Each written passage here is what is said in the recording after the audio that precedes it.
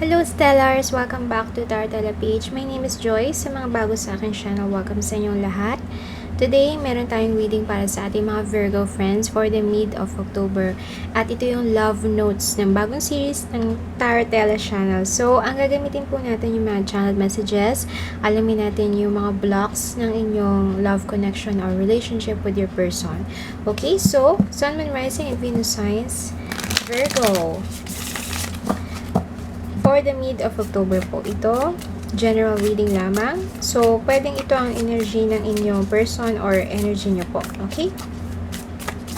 So, soulmate. Oh, Virgo. Yes, this person is your soulmate. Your connection is sacred. So, may strong soul connection kayo dito sa tao na to, no? Virgo. Parang ang dami yung pinagkakasunduan or marami kayong common or mutual interest nitong tao na ito, Virgo.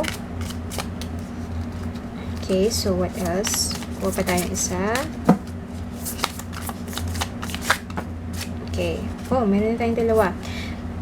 Sabi dito, patience. Some things still need to be dealt with for this connection to manifest.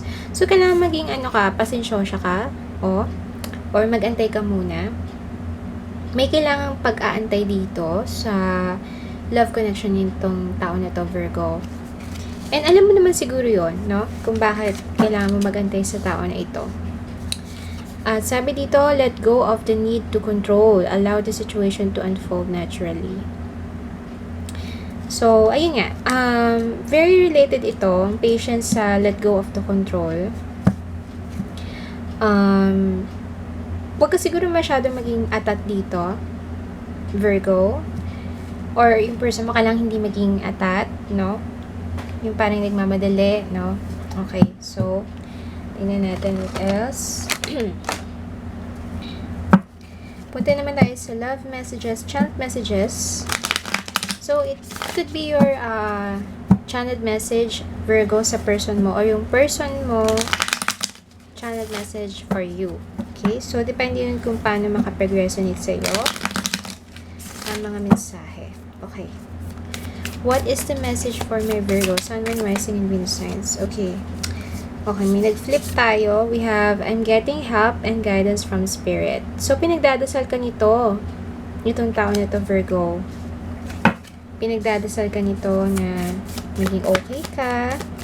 Or, kung ano yung dapat gawin dito sa love connection nyo. Parang nanghingi siya ng wisdom kay God na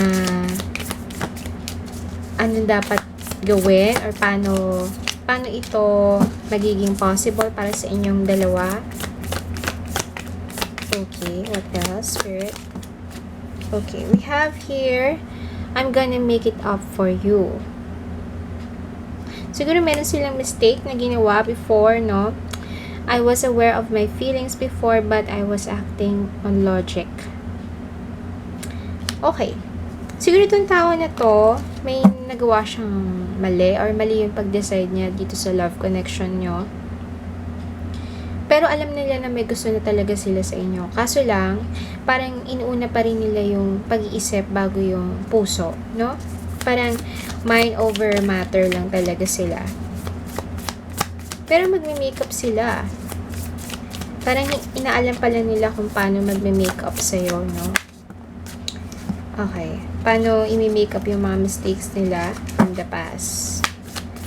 But there's something here kasi Virgo, I can sense na parang in the past, parang meron silang ginawang hindi magandang, ayun, nag-decide sila ng hindi maganda. Naapektuhan ka doon. So, sabi dito, I've been battling between my heart and my mind. Oh. Virgo, talagang ano siya. Kayong kakasabi ko lang, 'di ba? Mind over matter. Okay. So, oops, meron pa.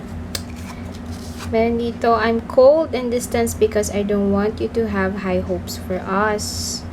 So, parang ayaw ka nilang paasahin, ganyan. In a sense, no? Kasi hindi siguro sila sure, no? Kung ano yung nararamdaman nila para sa'yo or kung genuine ba yung connection ng dalawa or whatnot, no, Virgo? So, what else? Oops. I'm working on myself right now. So, yan. Nagmamature nito tong tao na to. Nagmamature na sila. Pero paunti-unti lang ipagmamature nitong tao na to. Okay. I'm scared you will reject me. Okay. Parang natatakot sila na baka umayaw ka, no? Mag-no ka. So, here, sabi dito, I am aware we are so connected. Sabi ko nga sa Virgo ito yun soulmate connection. So, may soulmate connection na kayo itong dalawang to. Kayong dalawa, ano ba yan? Okay, Virgo, wag kang mag-ano ha. Wag kang magta-third party, keme. Keme lang. So, I am aware we are so connected. Yung person mo. Yun, kasi siguro may I can sense naman na may resistance pa rin itong person mo. No? So, tingnan natin ang blocks. Itong love connection na to. Kung yung mga blocks, possible blocks for this connection or relationship. Kung nasa, ano ba kayo? Official ba kayo o hindi? No, tingnan natin yan.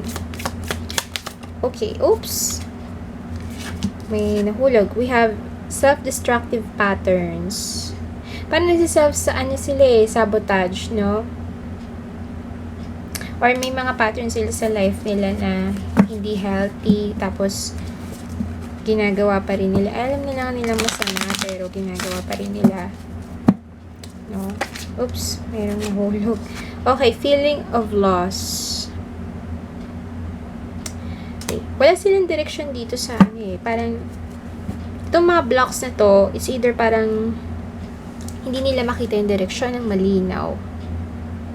Or hindi pa rin nila alam kung ano yung gusto nila dito sa sitwasyon na to. Sa inyong love connection. Dito sila. Codependency. Alam mo, pangalawang flip na ng codependency, no?